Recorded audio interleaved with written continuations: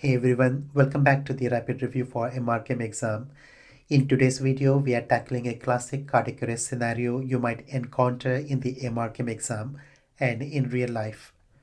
Take a moment to review the question and options carefully and decide on the answer you think is best. We will go through each option together shortly.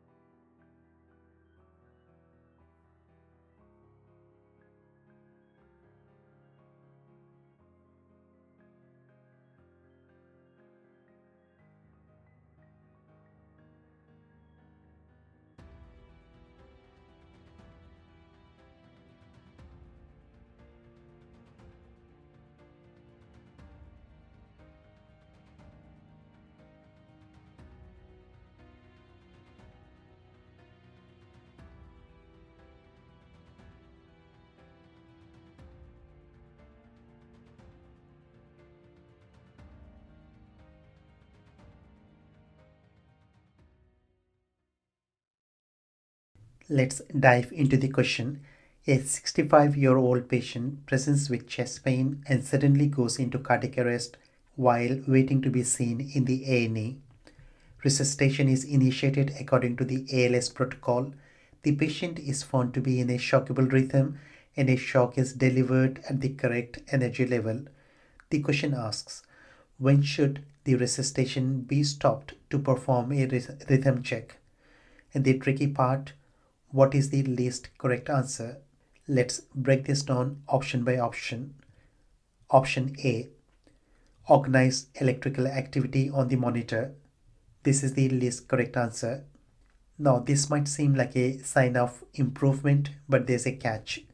It's not enough on its own to stop chest compressions and perform a rhythm check. Organized electrical activity could simply indicate pulseless electrical activity, PEA, where the heart has electrical activity but no effect to mechanical contraction. We need additional signs of life like a pulse or improved end-tidal CO2 before we consider stopping CPR. So if you see organized electrical activity alone, keep those compressions going.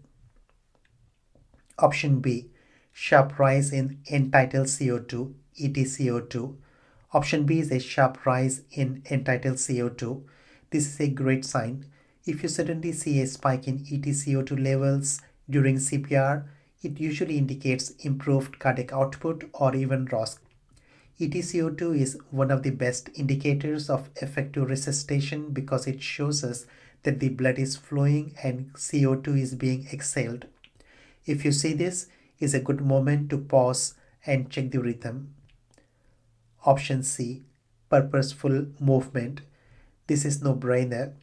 If the patient starts moving or making purposeful attempts to breathe, it's a strong sign that they are regaining circulation and brain function. At this point, you can stop compressions briefly to reassess and check for ROSC. The goal is to minimize interruptions in CPR, but purposeful movement is a clear indicator that something has changed. Option D, arterial waveform indicating ROSC. If you have invasive monitoring in place like an arterial line, seeing a normal arterial waveform is a strong indicator of ROSC. This suggests that the heart is effectively pumping blood again. It's one of the most definitive signs that you can stop CPR to reassess the patient's condition. Option E, every 2 minutes as per ALS protocol. During CPR, we should pause every 2 minutes to check the rhythm and assess whether a shock is needed or if ROSC has occurred. This structured approach helps us minimize pauses in compressions and ensure we are giving the patient the best chance of survival. If none of the other clear signs of ROSC are present, the 2-minute rhythm check is the right moment to briefly pause CPR. So what is the least correct answer?